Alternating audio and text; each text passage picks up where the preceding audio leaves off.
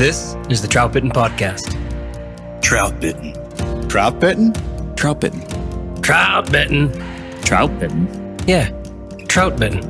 Troutbitten. It's about trout. Wild trout. This is Troutbitten.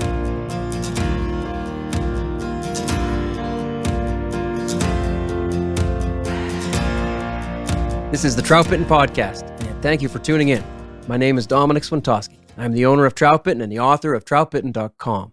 All right, I'm here with the Troutbitten crew, and our topic is what to trust.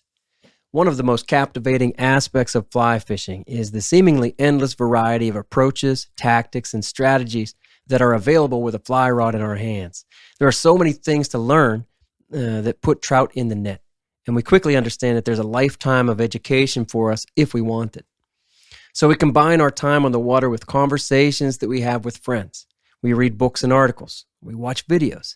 Maybe we listen to podcasts. And yes, we might even learn something from social media. Information these days is more available than ever before. And tactically, there are very few secrets left. And even information about where to fish, about access to hot spots, is pretty easy to locate if you keep your eyes and ears open. But with so many sources, with so many resources in easy reach, sorting through the flood of information can be overwhelming. So how do you weigh the value or the validity of these sources? Should you follow the advice of just one streamer fishing expert, if there is such a thing? Or should you cast a wide net and try to assimilate the tactics of a half dozen other good anglers before bringing it all together? These days, conflicting information or conflicting opinions seem to be right next to each other. One fly shop report tells you that getting out early on cold days doesn't matter. And then you have the Troutbitten guys telling you that fishing at dawn is one of the most predictable things in fishing, regardless of the temperature. We discussed that just a few podcasts ago. And that's just one example of this conflict, this confusion that seems to be present everywhere. You see it, you encounter it. So what should you trust? How do you sift through the overflowing bank of information and find what works? That's what we're here to talk about tonight, and I'm looking forward to it. But before we jump into the topic, let me quickly introduce the Troutbitten crew. Guys, thanks for being here. Austin Dando, how you doing? Doing great, buddy. How are you? Good. Here's Trevor Smith. What's new? Living large. Still large? Yeah, still large. How tall a man are you? 6'3". Yeah, pretty big. 6'3". Josh Darling's big too. He's a big cat. Josh, you still there? Just late? Oh no, he says. Little laggy internet. All right then. So, Matt Grobe, what are you getting me for Christmas? You think about that yet? You got it? That's my first time, Dom. I mean, Christmas, man, you're asking a lot. How about partridge in a bag, 3 grizzly hackles, 5 tippet rings, 2 indicators, and a tangle in a pear tree? Who'd you steal that from? I had to come up with something on that one, man. Everyone else had it easy. All right, Bill Dell. Have you recovered from your deadly virus? Mostly. I left the house. I left the house for Listen the to first him. time in 4 days. He sounds tired. How was it, bud? What happened? I I know you came to the region here. Came to Central PA for a nice fishing trip. And, I was going to fish for 4 days in a row. I fished an hour. I started feeling like shit. And so I went back to camp and got the chills, got the body aches, and woke up the next day after I slept an hour or two and just drove back home, and I've been in bed for like 3 days. And so yesterday, late in the day, was like the first time I think I felt like, I would say like half human. And then today I actually left the house and walked like half a mile just to try to loosen my back up. What does he have, Trevor? What's the matter with him? What's your diagnosis? It's flu or COVID. That's the 2 things going around that'll put a man on a couch for a few days. So I took a COVID test and it was negative. So Long Okay, COVID. flu. We're going influenza. I've seen more of that in clinic the past 2 weeks than COVID. What for do they sure. call the combo? Wasn't there a the name combo? for The super, the double flu or the super flu. That sounds like fun. Yeah, that's creepy. Yeah, I've seen one of those so far. Super pandemic. Yeah. Hey, so a couple episodes ago, we did a full podcast with listener questions, and we got plenty of these still in the backlog. Austin, you want to read this, please? Yeah, man. So this question comes from John Matthews by way of email. He writes, "Hi, Dom. I re-listened to one of your podcasts with my son while we headed to the river last week at the opening of the season. It was great watching him manage his slack with even more care when we got on the water. Something that I've been thinking about a bit recently while fishing is how many odd tactics work when fishing properly doesn't. For example, when nymphing and you finish the drift, maybe you're just letting the flies hang there in the current while you reposition the fly for the next cast. Sometimes a small fish grabs the fly, but sometimes it's the fish of the day. Another odd one that's worked for me a few times is drifting nymphs under an indie from the head of a slower run, and fish come up and hit or look at the indie. Often I can induce a take by lifting the indie up and letting it settle back, and the fish sees the nymph drop and grabs it. I'd be curious to hear what stories and odd tactics the Troutbitten crew has come across and found success with. I don't know about you, but often when the fish don't seem to be biting and you start getting tired, catching a fish unexpectedly can bring back the confidence and focus, leading to a good run of fish. Regards, John Matthews." Yeah. That's a pretty interesting point, and I kind of had similar experiences this past weekend.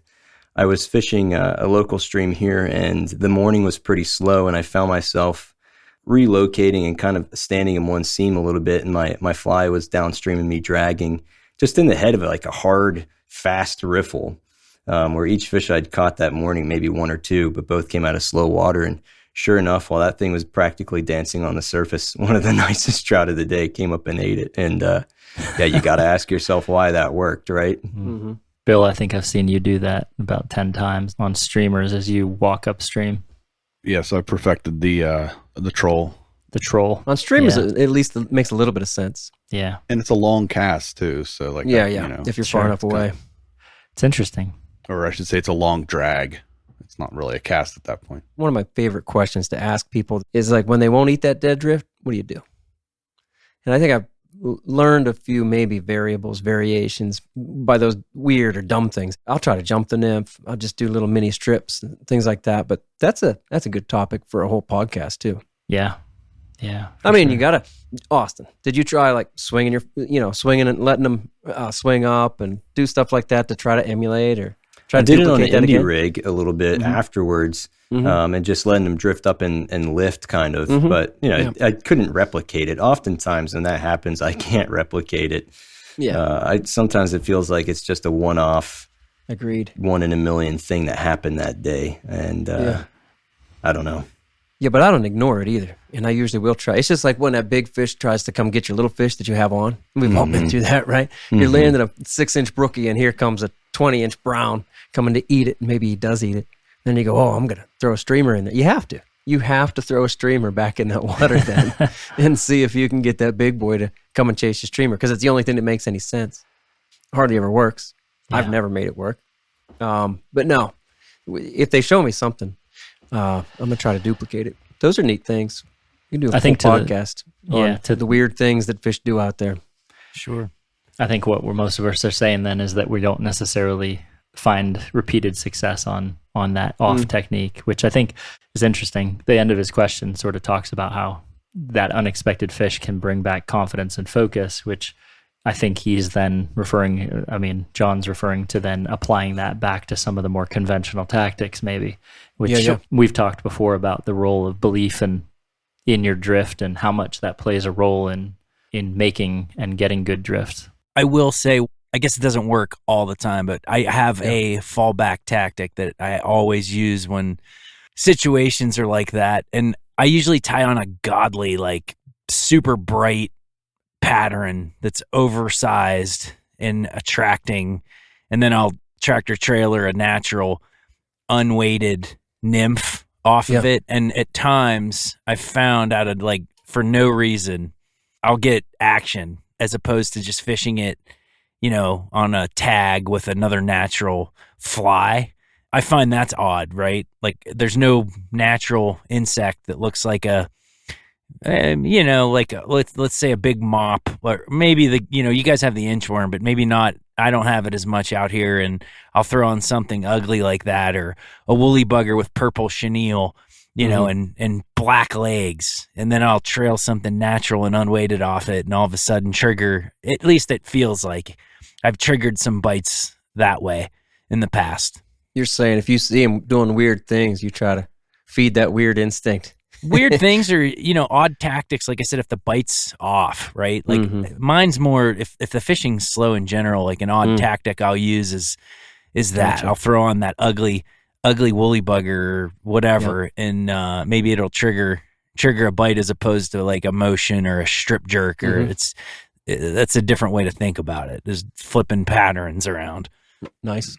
Yeah, I think there's definitely something to that. I feel like you've even written about it, Dom, where there's this like two-part approach of that, like the larger, more gaudy fly that almost like turns their brain on, and then the presentation of that small natural, which is like, yeah, I could do that. You know, like it may be too much of a commitment to take that large, unnatural looking fly, but it does flip something in their brain that says eat, and then you offer them that kind of softball that's natural and it's safe, and they're just like, yeah, okay, I can do that. Yeah, we call it a bait and switch. We were talking about that before we hit the record button here. Yeah, I'll do the bait and switch where I'm fishing an egg a lot right now, and then we'll trail a WD-40 or an RS2, or lately for me it's been a little zebra midge in behind it. We were just talking about distance. That could be anywhere from 6 to 8, 10, maybe 12 or even 14 inches back as you're trailing. But yeah, lately, well, yesterday, and the day before, they ate the midge more than they ate the egg, by maybe 60-40. But anyway, they're definitely attracted. Come on, I mean, they're attracted in by that egg. They're looking in that zone now because of the egg. Just like your purple hackle woolly bugger, maybe. I like it. Bait and switch. So here's one thing I'll pick out of John's comment here. Yep. He mentioned driving to the river for the opening of the season. And so that makes me think he's fishing for stock trout. And kind of the tactics that he's talking about, I think, do lend to catching stock trout. Like when he says it's hanging in the water column, I think that can be a deadly tactic to catch stock trout. Like they just, you know, they're not used to the naturals. And so if it's just hanging there for them, they're going to be more apt to hit it, or like something with motion and stuff. He may not be, but when I read that and I see his tactics there, that makes me think like, oh, he might have been fishing for stock trout. Yeah, they're chasing the Indy too. Or he said that, you know, coming up, bumping the Indy, you're looking at it. That's another thing that stock trout, especially fresh stock fish, will do. That's a good point. It might very well be the case. Yeah, you can never take too much. We're about to talk about this. What can you trust? Can you trust the trout even, you know? And yeah, most times, yeah. But not necessarily if they're stock trout. Can you trust them to tell you, well, what you should do about the wild fish you're going to fish the next day, so to speak? All right, you guys want to dig into this then? Yeah. Let's do it. Yep. Precision Fly and Tackle is a family-owned business with a passion for the outdoors and a sense of adventure. They are anglers who enjoy every moment spent on the water with family and friends. Precision Fly and Tackle carries the widest selection of Euro rods, reels, lines, leaders, flies, and accessories. From the beginner to the advanced angler, Precision Fly and Tackle can outfit every angler, no matter the budget. Visit them online at precisionflyandtackle.com. Then use code Troutbitten10, that's the number 10, for 10% off your order. Gear up with Precision Fly and Tackle for your next adventure.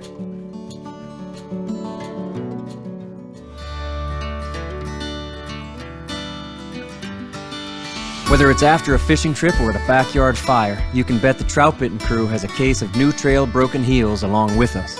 It's honestly our favorite beer. This hazy IPA is smooth and full-bodied. Hand-selected Citra hops lead to notes of bright clementine and juicy ruby red grapefruit.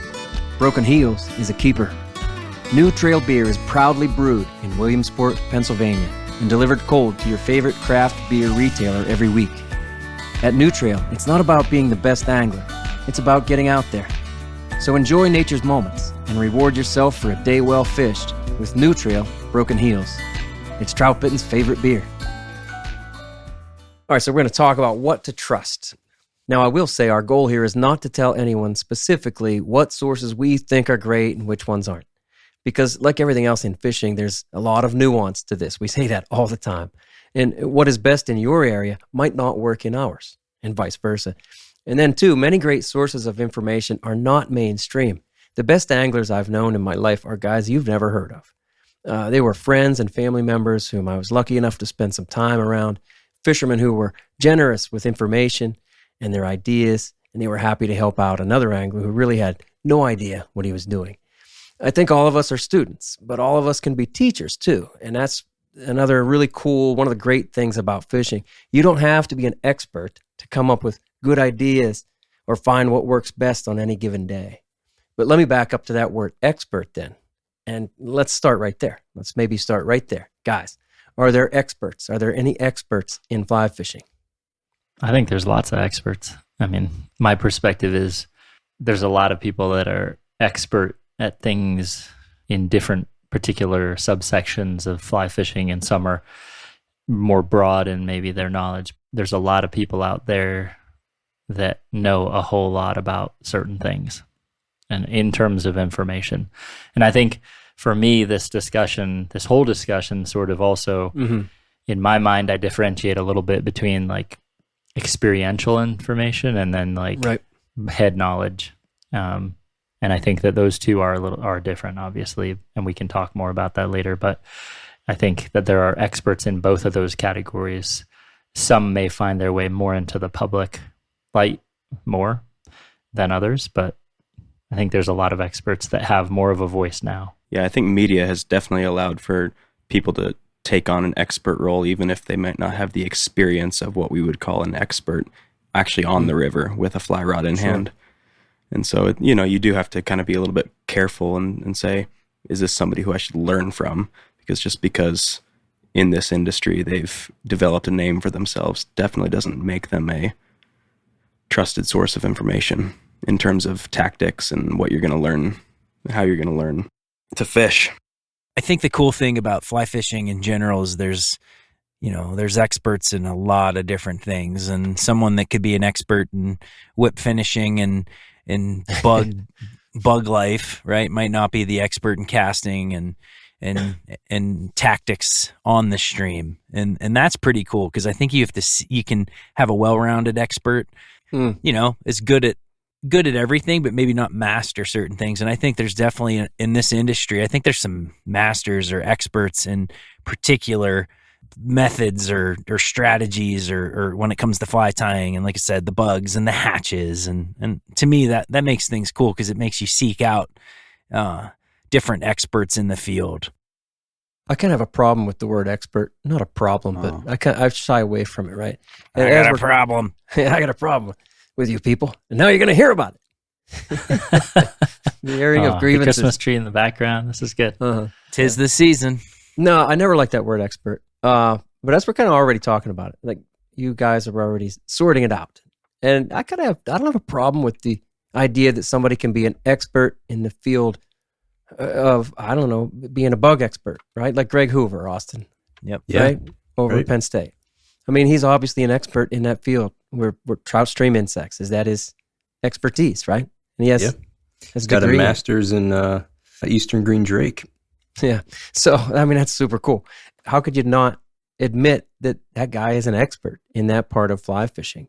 Yeah, I have no trouble understanding the idea that somebody, and admitting that guy's an expert fly tyer. Look at that. He's a master fly tyer. Put that word on it. When it comes to the fishing, I have a hard time with that. I think for me, there's always been so many variables. And not just like what you're saying, Matt, like you could be really good in saltwater or have no experience in saltwater, so you're not a well-rounded expert. I'm just saying, even for, I don't know, the kind of fishing we do around here, it's really hard for me to call anybody that I know an expert. There's just so many variables, and there are just too many times that we go out there and we strike out, we're confused, can't get it figured out. To me, an expert, and maybe this is my own failing in the way I want to handle the word, but it's someone who would go out there and basically never get skunked. Yeah, I'm going to say that. Never get skunked. Always be able to figure it out. An expert, to me, there's like no failings. Yeah, I think there's a problem with the way you're defining it. Too extreme, huh? Yeah, too extreme. I mean, think about it. MLB players, right? They're the best ones every single year, bat 300, right? Or 330 or 340, whatever. And you have to define it by what exists out there. And if there is nobody that can never be skunked, then you redefine expert to the lower level, to whatever that is that's elite. and maybe expert That's is fair. the wrong term, right? It's like a curved like grading scale. A curved grading scale, yeah. That's a good way to put it. Yeah. But I do agree with you that it requires better definition of the term. And I do think that there are so many factors that it becomes really hard. I think there's a ton of industry-wide application of that term that probably has diluted its meaning. It's interesting, Dom, how you brought that up, because when I think of expert, I think of a black diamond ski run, right? Because only experts could ski it. But like a lot of people ski it, you know what I mean? Because they're able to ski, so called an expert run. So like as in the outdoor industry, when I hear expert, I'm like, yeah, like a lot of people could ski a black diamond run, and there's probably a lot of experts, a fisherman out there. So it's the word, I guess I'm kind of hung up on. Yeah, that's neat. I guess the only reason too, I even back up to talk about what an expert is, or if there are any, and if we should trust them, is because for me anyway, that's I know from the beginning, and still I'm always looking for those people who really know what the hell they're talking about because they have the experience, and I guess I almost consider them an expert, right? Anyway, you know what I'm saying. I'm looking for those people that I guess most people would say that's an expert. There's that guy, all the experience that he knows what he's doing. Yeah. I agree with you, Dom. I was thinking the same thing, and you actually said it. You can say, okay, well, he's an expert in a very small niche. Like you could say like, hey, he's an expert at going to the streams in central PA, fishing those and catching them. But if you took that person and you dropped them in the middle of Canada in like April, probably be able to catch a fish, but he wouldn't be an expert and he'd be out of his elements. Right and on. So like some of the stuff translates, but some of it is like just learning your environment and your surroundings. No, nice. Like Matt said too, I guess the people we'd be seeking out sometimes would be a very well-rounded expert. Yeah. That's a blessing, right? When you get that, when you're lucky enough to get that, that's when we'll talk about like different, as we go through this, different stages of your fly fishing career. But if I'm at the beginning and I'm a true beginner, I'm looking for that well-rounded expert to kind of immerse my brain in all things fly fishing as opposed to like one specific area. Yeah, same here. Austin. Yeah, I agree. If we look for the person who never strikes out, we're never going to find them. So we can't be looking for the person who's perfect. And even if we get close to perfect, I'd take that any day to learn from someone like that. Nice. Where do you guys think, if there is such a thing as an expert fly fisherman, where do you think he's found? Do you think that he is somebody we already know? Or do you think he's somebody that would never make a YouTube video? Or, does he live in some remote hole in Colorado? Oh, you mean the perfect expert? Do you think the industry is drawing forth the experts into the public forum? No. Or do you He's think a dirty fisherman you've never He's heard a dirty of. fisherman, that's right. Yeah.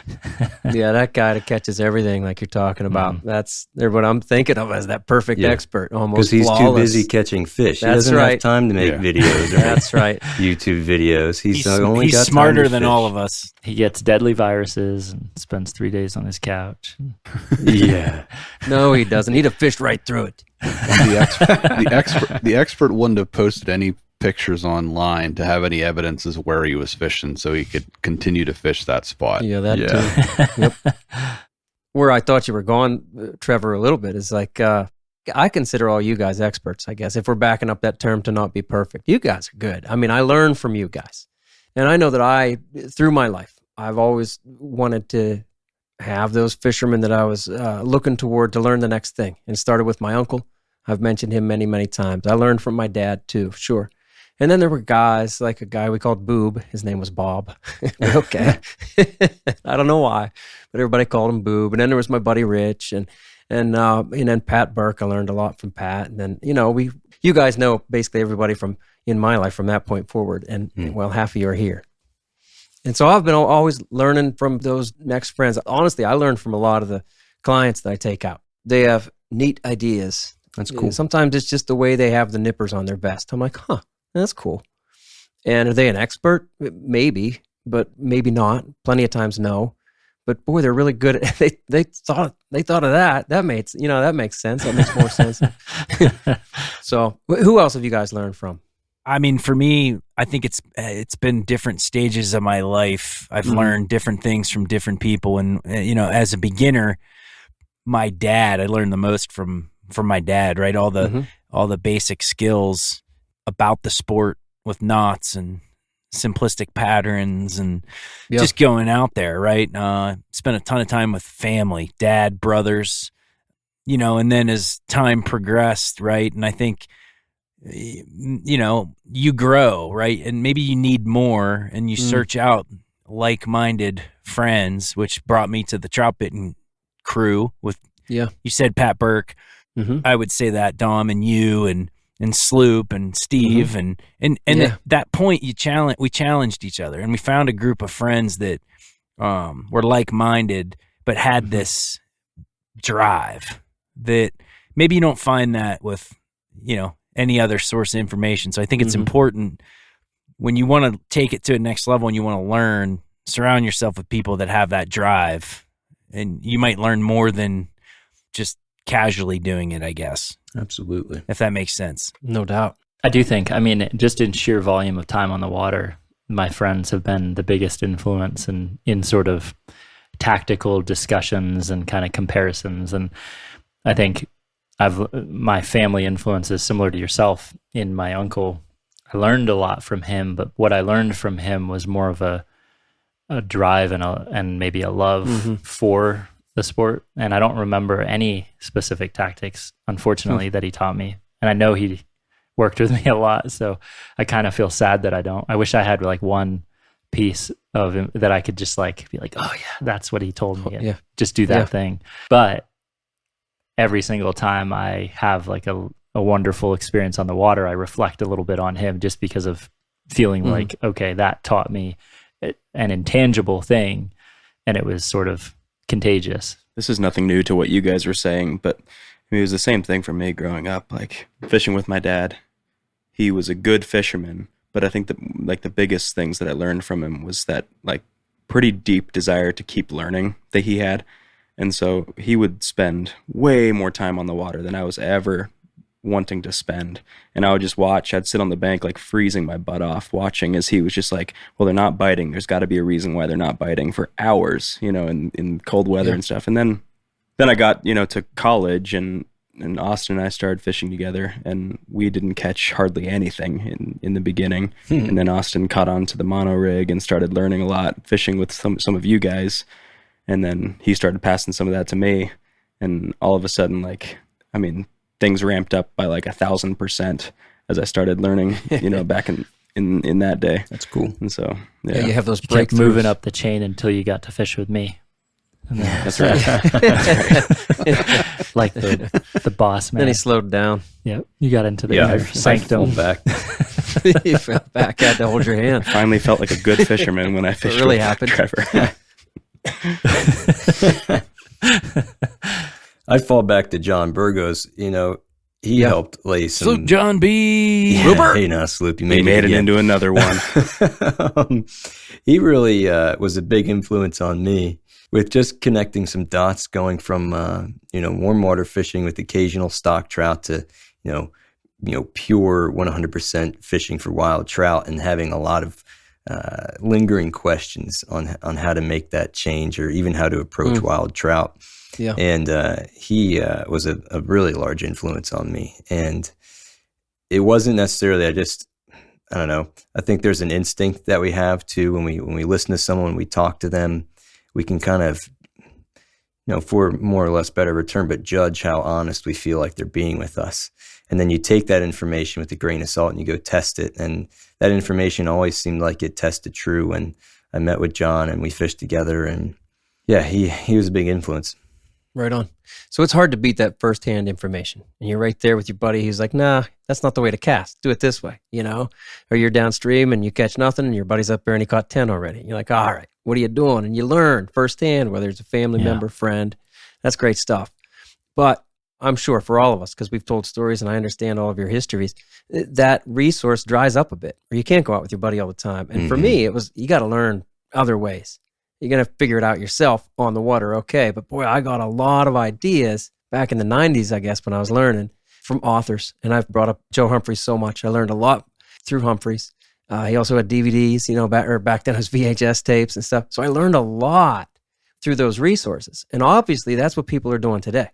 It's still authors, it's still books and articles, but boy, it's videos. And it's even just little shorts and stuff like that on Instagram and the different videos that people will put out. And things like this podcast. Sure. And so we're all gobbling up that kind of information.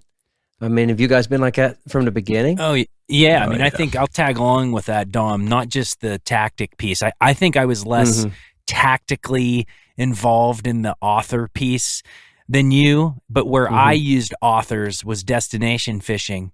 And there's this plentiful resources when I would travel to Colorado or you'd travel to New Mexico, wherever it is, there's resources out there and authors would write about those locations, and I would kind of read about those and in preparation, whether it's fly patterns for that particular region or access points, and I would start there with the author stuff more than anything.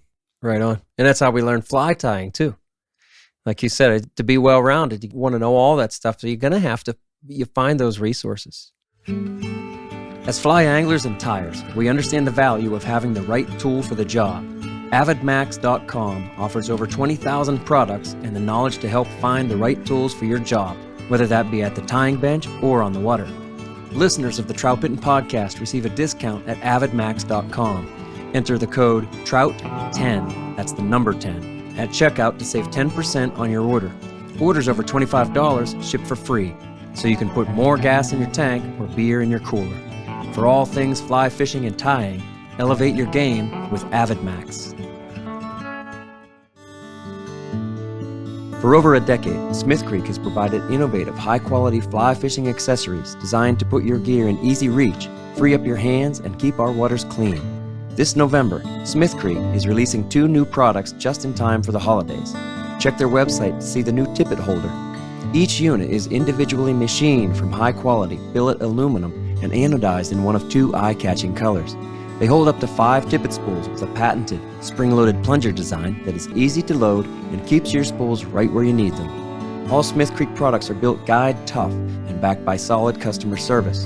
To learn more about Smith Creek products, visit their website at smithcreek.co.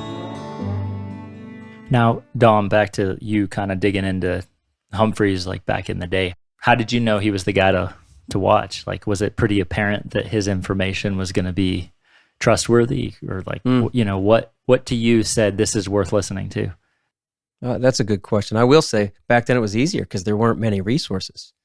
There weren't many guys like Humphreys that I had access to. Yeah, there were plenty. I had Joe Brooks and Dave Hughes books. Nice. But it definitely helped that Humphreys was writing about and fishing the same waters that I was trying to. Yeah. I was in Western PA, but at the time I was coming up to Central PA once in a while. And boy, by the time when I got here in '93, the stuff he was writing about was, I fished there yesterday. So come on. I mean, but the other thing is too, I just connected with it, and that's really the answer right there. You could have a wealth of authors and videos and everything you can imagine, but there's going to be something you connect with, and I think there's a reason you connect with it. I guess you can get fooled by marketing and other kind of hype and stuff like that, but I think most of that is transparent. And if you're a reasonably intelligent person who can see through a lot of that stuff, I think if you feel a connection with a certain author, there's probably good reason for that. That's how it was for me. It just seemed natural, Trevor. Yeah. Well, what about, Dom, what about connection? Like, could you take it even further and say you saw firsthand the benefits of the knowledge that you were reading on the stream, right? Like, because we're going to talk about, how do you tell if something's bad information? Mm-hmm. That information you were getting from him probably was legit because you were becoming a better angler, right? Yeah, right. If you read it, you try it, and it works, you're going to have respect for that person. If you see it on the video, you try it, and it works, you're going to have respect for that content creator. I mean, at the point of intake for me of a lot of my intake of fly fishing information, I was kind of marooned out in the Midwest in my time in the Air Force and not near any good trout water and not really with the time to get to any. And so I spent a lot of my years in the Air Force as a dock just consuming information in preparation of, I was always coming back east, and fly fishing had been a part of my life prior to moving out there, and I wanted it to be a bigger part moving back. And so it's kind of interesting, like as I kind of filtered the process of learning to become a doctor is very much a process of learning to sift through information and critically think. And that truly is the defining characteristic, I think, of our training. And because it doesn't take a whole lot of great skill to become a physician, it just takes the ability to critically think through important information and kind of come to a good conclusion from it, and be able to tell what good and bad information is. And a lot of the ways in the medical world we tell are like, what are your conflicts of interest, right? Are there a lot of conflicts of interest in the piece? I.e., is there sponsorship so heavily overlaid with this particular author or writing that it just seems like his information is really being skewed by who's paying for the article, right? Right. Is there peer review? As in, are there other people agreeing with this person on these topics, or is this the only person saying this one thing? And then obviously the ability to demonstrate the results, like Matt was talking about. But what at that time is kind of interesting, as I was like reading and consuming all of this different information, when I found Troutbitten and began to read it, I mean, it really was unique in the sense that it was almost unfettered from just like commercialization, and it was very content heavy, and it was all reflections upon kind of analytical experimentation that you were doing, which was really refreshing when you compared it to a lot of the other stuff written, which was very much opinion based, but there wasn't a lot of talking about what the process looked like. What was their scientific process of deciding that this was the way to do it? And despite the fact that you're an English major, you really have a scientific mind, I think, in how you approach fishing and tactics. And that, to me, reading it as somebody who didn't know you at all, was really kind of unique, I think. And there are other people out there that do that. I don't think you're absolutely the only one in the world, but it really did stand apart. Well, that's nice of you to say. But seriously, what Matt just talked about, all those guys on the original Troutbitten forum, that's what we were doing, right? We were all thinking analytically like that and saying, no, what if just talking about different parts of the strike zone, and how it just everything, all the very technical things. You were the first guys that I found that really wanted to talk like that. Hey, we all owe it to Sloop, because Sloop's kept struggling to catch fish, and it kept pushing us to figure out the tactics that would get him more fish, right? That's right. Thank God for his inabilities. We love you, Sloop. No, Trevor, I never thought about those parallels there with the medical field. Definitely seems hard to be a physician, though. What? I don't know what you're talking about. Only physicians can say that. Yeah. It's pretty easy. There's an ability to hold knowledge there, too. Not just sift through it, but hold knowledge and then put it all together. Sure. You got to obviously have a great memory. All of you guys a way are to good access thinkers. that memory. Yeah. Yeah, but I appreciate the culture. It's a cultivation of culture, I think, that you guys probably must have created in legacy Troutbitten, that has carried over and is very much a part of what Troutbitten stands for, but also the culture that surrounds it, right? Which is That's like, how it there's no started. point in just throwing out meaningless things if you haven't kind of done some. I love telling Dom Ever that like a particular tactic worked, because you immediately get the statement surrounded by questions like, well, did you try this? Like, how many times did it work? Have you ever done it before? Did you, and pretty soon you're kind of like, oh gosh, Or, nah, you did it all wrong. Yeah. You do it this way. I get that one. Yeah, right. Exactly. No, I love it. Before all that, before you find that, whatever, Dom, that author you connect with, or what, or a forum that you bond with, or buddies you bond with. I think we all experienced bad stuff, right? Like bad information. And how did you guys battle through that and understand when stuff was bad or good? Well, and that's not a past tense thing either. I think we all recognize now there's more information than ever before. So there's more bad information than ever before. Just like there's also, I think, more great information than ever before. So it's ongoing. How do you guys sift through the bad? I guess one of my experiences when I first started out, I went to a fly shop that was on a local river, and I got this explanation about all these bugs. And at this point, I had no idea what the heck, a gray fox was or whatever. And he was like, oh, they're on, this is hatching now and this is hatching now. And I was like, okay. So with that information that was given to me, I go to the river and I see no bugs anywhere. And all I have is, the 5 flies that are all dry flies that I just bought at a fly shop. And there's nothing hatching, nothing eating on the surface. And I'm just blind casting these flies for hours and with zero success.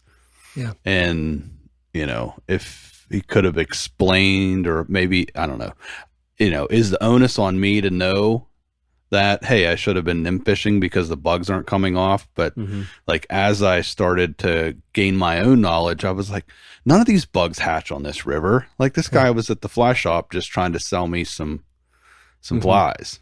Yeah. I think that's common, and I hate to say that, but I see that a lot. I've seen that from east to west. Sure. You have to understand that, not everybody's an expert, right? And people are filling jobs and roles, and maybe they're not the most versed in all things fly fishing. So I think it's important as an angler to understand where you are at in your game. Like, if you're a beginner fisherman, I don't know if there's a ton of bad information out there, because even Bill, you went to the stream. I mean, you're learning, right? I think if you have an open mind as a true novice, you're learning regardless of what kind of information you're getting. You're learning if it's bad information, right? That's true. But if you're an intermediate, you start understanding then maybe what a little bit more bad information is, right? You kind of have an idea for it. And to me, that, like, if you go to the fly shop and they put you on a river and say that green drakes are hatching and you got sulfurs, man, that's bad information, right? Yeah. I do think there's a challenge in providing information, because the recipient of the information dictates a lot of whether it's good or bad information, right? I mean, telling a new fly fisherman, the best way to catch fish today is going to be with a drop shot rig. You're going to put your second fly 16 inches up. Your third fly is going to be 22 inches up, and definitely nothing over size 16. Like that newbie has no ability to go out and replicate that, right? So that's bad information, even though it's really good information. So I think this is part of the trickiness of being. It is tricky. Yep. Yeah, that's more than tricky. Absolutely. Yeah. And I try, when I'm trying to teach people something, or even when I'm writing an article, I always try to make that point, just as often as I can. Like, hey, this article does not stand alone. I'm only writing this part of it because I've written all of this other stuff before. And even this podcast, we're doing this. We did a podcast on all wind last week, but we did in the first season all the elements, all the rough elements. So kind of the neat thing about doing this as a career, speaking of Troutbitten, is exactly that. I get to kind of keep digging in deeper, and doing that with you guys is really cool. Yeah. It's a big onion. You're just peeling away the layers. That's nice. What percentage of people go into that fly shop to get the Hendricksons? Does it ever register that it was bad information? Right. I mean, that's right. I mean, so the industry in general can get away with quite a bit of bad information, right? And it's floating around out there, but like, there's a big percentage of anglers that never think enough about it to even give it traction that it was bad information, right? Or never have the experience to realize that wasn't a Hendrickson, Right. I think some of the anglers too that go into that fly shop and buy the Hendrickson and don't really ever come to realize why it didn't work, maybe because they're, and nothing against it, more of a casual fisherman, where they're going to go out once or twice a year, and that's the amount of lessons they get to learn that year, and all that they know is they just weren't biting tonight, and maybe next time I fish, I'll get lucky. Yeah, right. It depends where that fire is inside of you to ask questions and demand the answers. Well, like Trevor said, I'll defend that too. Just saying, like, you're trying to give that person who walks in the door, you're trying to give them a start, especially if you can tell, this is a beginner. You're trying to give them a start. You're not going to get real technical on that drop shot rig, like Trevor said. You just can try to help them out. Here's what might be hatching. Try to give them good information. Yeah. I know I used to draw pictures, or, if someone did want to come in and I saw that they were buying for the first time like a mono rig setup where they get all the leader material, and they may look a little confused or overwhelmed. I used to say, oh, what are you doing here, and kind of let them go into it and say, well, what's your plan to do with this? What are you thinking with that? And then get into the conversation and give them the chance to ask information. And if they seem like they want it, I'd offer it. I'd help them build out the leader. I'd help with pictures of how to rig the flies when they get to the river. That's beautiful. Yeah, and that's the way to do it, right? To do it right is to sort of elicit the goals of that angler and then sort of provide the information that is best suited to that situation. Because a lot of guys that are going to walk in there, frankly, don't want more complicated information. And even if it's not going to catch as many fish, they might want to float a dry fly over those fish all day long. Right. It's just what they want to do. So that's nice. That's true. Hey, I mentioned this earlier. Can we trust the trout? Right? When we have a really good day. No. Can you say, oh, all right, good. Then that must mean that I got everything. Well, not everything. We can learn things by catching trout, though.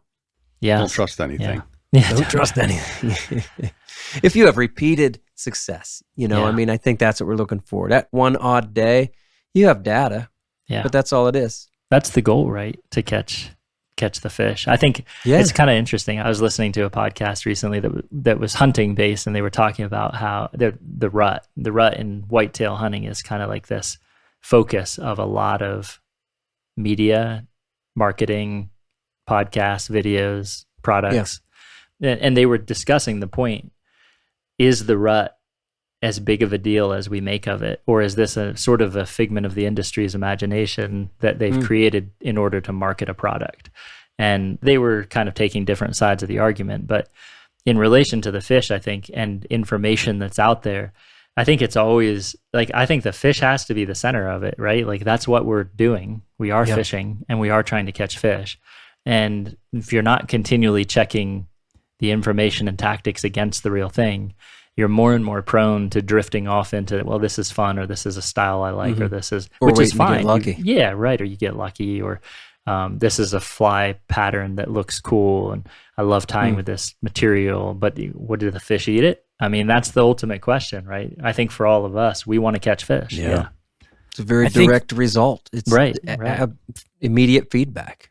It's immediate feedback. I think the other thing to consider is the classroom that you're in can be different, right? So the stock trout classroom versus the wild trout classroom, you can trust those things a little bit differently, in my opinion. Sure. You can absolutely gain, and we've said it here a bunch of times, the positive experiences we had, with stock trout, but then just as anything, with the continued drive that we've been talking about and the eagerness to learn more, that wild trout setting, if you're fortunate enough to be in it, is the ultimate training ground. Mm-hmm. And in my experience, that's what that's what I trust the most. The most. Everything I learn, that's legit information, is in that wild trout stream setting. Yeah, I think you can, this is sort of similar to what you're saying, Matt. I think you can learn a ton from trout if you get really, really specific.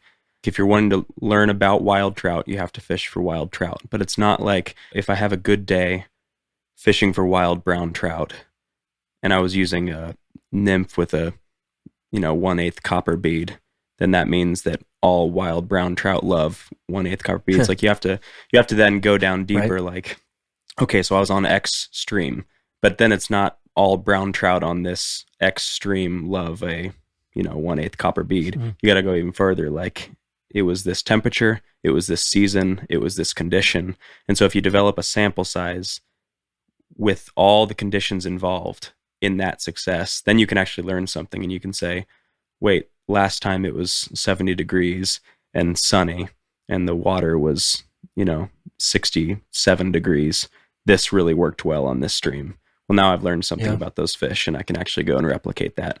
Whereas if you treat it like all wild trout are the same, then you're not learning anything. And I don't think you can trust the fish at that point. I think that's really good. I think you definitely keeping tabs and documentation, whether it's in the memory or hard data, Mr. Excel over there. I think we've talked about that a bunch here. That's important, and that goes into what we all probably think is really, really, really important here is trusting yourself, right? That helps getting to that point. Yeah. Yeah. So I published 2 articles on Troutbitten in the last year that directly apply to this topic. I wanted to bring this up. The first one is titled Find Your Rabbit Hole, and the most recent one is titled Who Knows Better Than You? Let me quickly read this excerpt. I dug this out from the first article, Find Your Rabbit Hole. Here goes. Experience is the one true teacher, but the ideas of fellow anglers help shine a light on the next path for us to follow.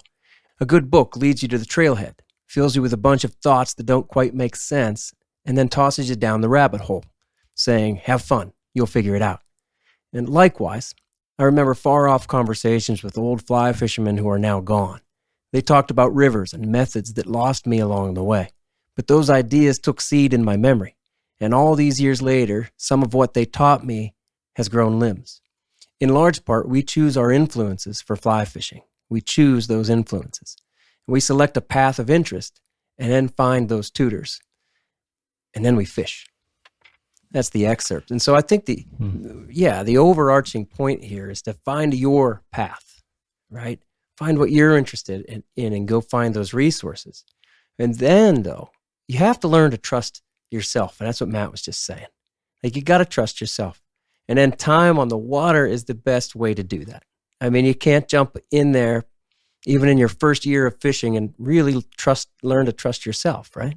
Yeah, 100%, and appreciate the challenge of it all, because fly fishing's like unlike anything else in this lifelong learning journey, right? I mean, appreciate the fact that you're going to learn when you get into fly fishing. You're going to learn every year that you're doing it, and you're never going to be an expert, right? I mean, yeah, we said there's experts, but realistically, you're always going to be learning new things. So, don't get frustrated as much as, you can get frustrated and there's a lot of information out there, but like, you're in nature, you're in a healthy ecosystem, hopefully, enjoy it first and foremost, right? Enjoy that part of it, and then kind of embrace the challenge of everything else that comes with fly fishing. Mm-hmm. Yeah, I know when I was young and starting out, and even to today, one of the things that I think had the biggest impact, again, was always trying to focus on fishing with people, surrounding myself with fishing friends who were better than I was. And generally, I would judge that by if they're catching more fish than me, or they catching fish when I didn't. That's fair. Because it signified to me that they knew something that I didn't. But made that a goal as to say, all right, I know that I'm not an expert. And today I know I'm not an expert now. And I know there's still people out there who know a lot more than I do. And that's really exciting because, it reminds me that there's so much more that I have to learn. And it's fun to remind yourself of that too. So even when you get to a place where you feel pretty solidified, to remind yourself saying, hey, you feel pretty good, but how about all those days you go out there and don't catch anything and still the guy upstream is wailing on them? Yeah, that's well said. So, You ever get overwhelmed by all that still? I remember feeling like that when I was young, like, oh my gosh, there's so much to learn. Which direction should I go? What should I learn next? And what and who should I trust? Sometimes I still feel like that a lot of times. Sometimes I feel a little frustrated because it's almost like I don't know what to learn next. Mm-hmm. Like I feel like I've hit a lot of the maybe the low-hanging fruit or the more obvious things, and I've delved into different rabbit holes, but now I'm wondering, well, what's the next thing that I can do that's going to turn the page for me? And that can be a little frustrating. Yeah. Same here. I think the piece of fishing yourself on the water is just like we're all kind of saying, the cornerstone of moving forward in this game of what do you trust and of making progress in your evolution as a fisherman. And I think there are good examples probably, and for the folks listening to the podcast, I think, it's winter, and I think around the country there are a lot of folks that can't fish through the winter time like we can. And this is a time of year to fill your head with a lot of knowledge. But it hits a point where you kind of hit a point of maximum saturation, I think, where nothing can happen further until you get out on the water and begin to implement what you've been reading. And so take the first opportunity, or take advantage of the first opportunity you have to get out there once the weather improves, or honestly pick some of the topics that don't require fishing to work on your knots, work on your changing leaders, work on the things this time of year that are going to make you into more of an expert when you hit the water next year, that you maybe don't take the time to do during season. With my, I guess, journey through fly fishing and trusting myself, I started out, I read some books, and I felt like I didn't know enough to be able to read the books to truly understand what the books were telling me. Sure. And so, I spent a lot of time on the river, kind of trial and error. And then once I kind of got some basics down, then I went back to the books. Yeah. And then I could read the books, and then the books could, I was able to understand the tactics because I had spent time on the water. And then kind of with those together, it was able to say, okay, now I think I have a good understanding and I can move forward. And then, I got lucky to meet some very good fishing friends that kind of helped me along the way. And I was like, when you say like trusting yourself, sometimes at the end of the day, it's like, hey, let me call my buddy and say, okay, I was in this situation. I did this, this, and this. I only caught like 2 fish, and then my buddy might say like, hey, well, I've done the same thing. I've been on that river. Sometimes that happens, and it, maybe they have more experience than you and they can give you guidance. And so, they say, hey, you did the right thing, or, hey, next time try this. Over time of doing that, I think that's where your friends will also help you trust yourself. That'll give you the truth and say like, hey, you did what I would have, or no, I would have tried to do this. Yeah, your friends are like an extension of your own data, the friends that you can trust. Yeah. Yeah, that'll tell you the truth and not try to one-up you. Right. They'll say, no, it was tough for me today too, or whatever. Around the bend, no, I didn't catch any either. Yeah, that's a good thing, Bill. I know that I'll be out there, and I still have lots of times where I'm just constantly questioning myself, saying, oh, maybe I should do this. Maybe I should do that. Maybe I should extend the leader, the tippet, to change flies, all the stuff that we change. And I'll get into too bad of a habit of just questioning everything and not trusting myself. Like, no, that's a good drift. Just move on. That's the easiest thing to change, right? We've talked about things you can change. Yeah. Move up, move upstream. Next it's hard fish. to do some days. It is. See, I have the opposite problem where I sometimes it's like maybe I should question, should I be changing? Because a lot of times I feel like sometimes I'm on the water, I have like a one-track mind where I'm like, no, this is going to work. Yeah. And I'm just going to keep moving. And, at the end of the day, after 4 hours, maybe, hey, it's working, or it should have worked, is turned me into like one fish. And it's like, well, okay, now you got to rethink because you just, fish too much with too much confidence. That's the neat thing, though. I've seen you do that. I mean, I've seen you get to the end of a day, or you'll tell me about it, and you might not question yourself as much throughout it. You're like an athlete who's kind of cocky, and you're like, nope, I'm the best. I'm the best out there. I'm exaggerating it. Bill's not really like that, but no, but really, then you get to the end of the day. Is I think when you start to go, wait a second, all right, I screwed that up. What should I have done? I think in the moment, it's hard to argue that trusting yourself is a good thing. There's a fine line, but quite often I wish I was. I got to talk myself down. I'm like, no, that's a good drift. You're doing what you want to do, so you can change something. But usually, it's you don't have to change everything. I got to tell myself that sometimes. Yep. Do you guys ever, along those lines, go through periods where you're like, you have all this information, you've learned all this stuff, you're continually pushing yourself, and you just kind of break free of it and say, you know what, heck with it. I'm fishing today. Just fish.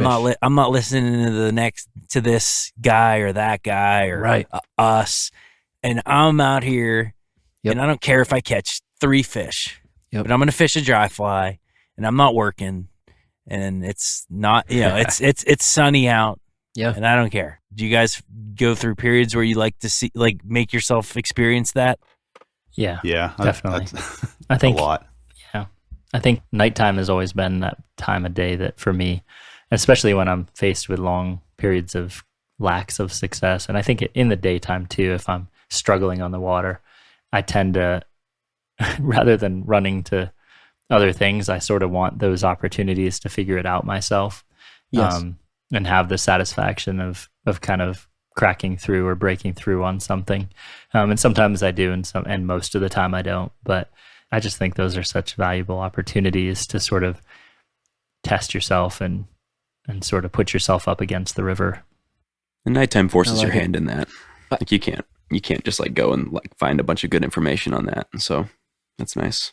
With the night fishing. Yeah, you're forced into figuring it out on yourself. And so it's a if you want more of that in your fishing world, then fish at night. Yeah. We talked about bad information and whether it's night fishing or whatever kind of fishing. I mean, we all run across that bad information. And I swear sometimes even that gets in my head. I'm like, maybe I should try that. And I gotta go, no, that wouldn't make any sense. Don't do that. I do. Like Matt said, man, I'll try to just remove myself from being influenced by even you guys. You know, Bill fishes fast. Okay, I don't have to fish like Bill. It's all right. You know, Right. I can fish how I want to. Like you're saying too, Matt, sometimes you don't care about any of it. You're just fishing.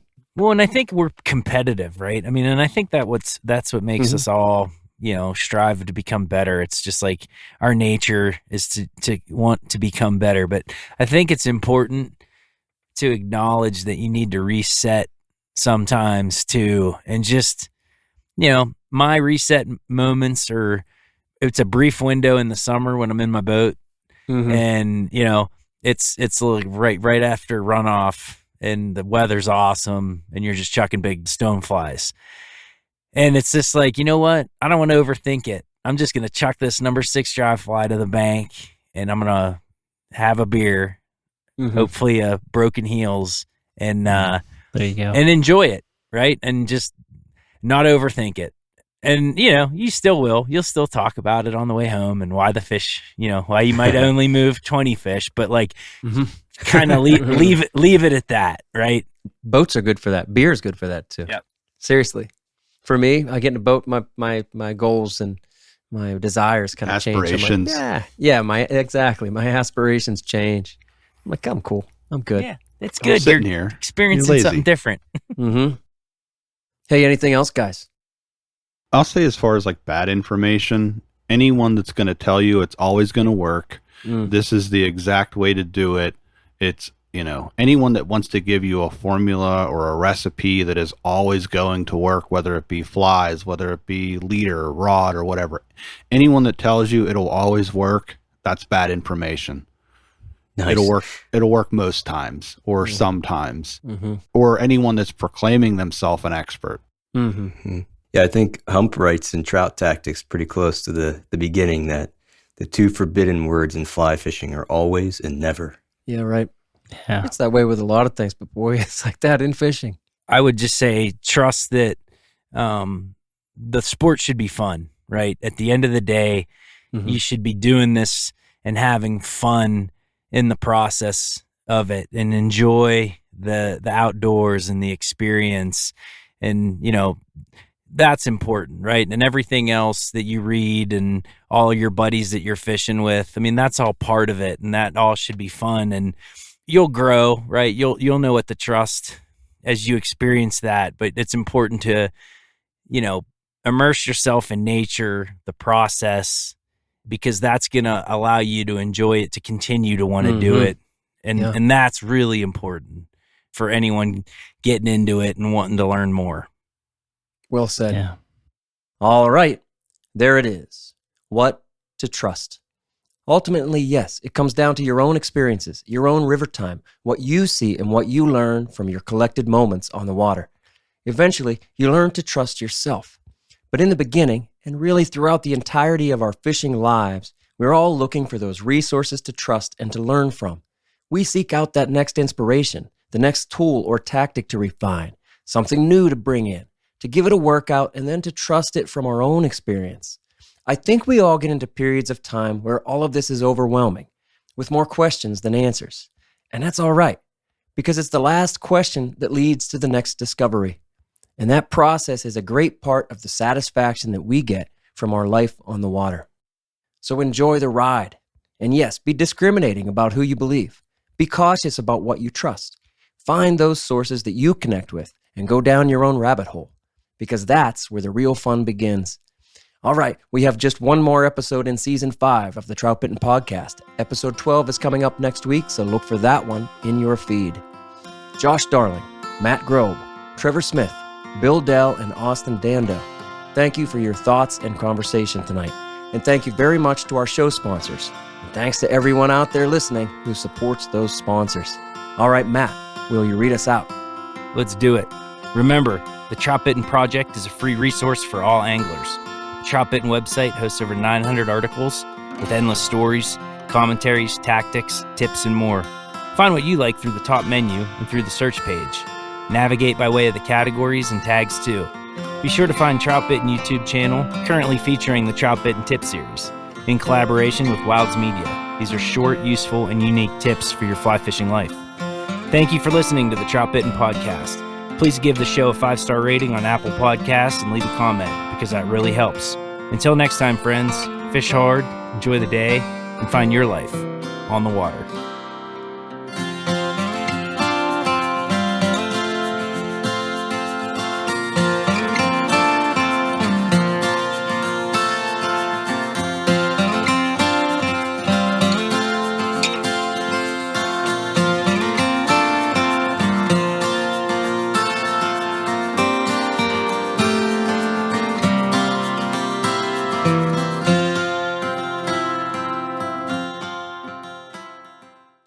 Oh, you mean the perfect expert? You kept moving up the chain until you got to fish with me. I think he's a dirty fisherman you've never heard of. I don't know. I don't know why I would care to particularly defend this. Hey now! That's the goal, right? To catch the fish.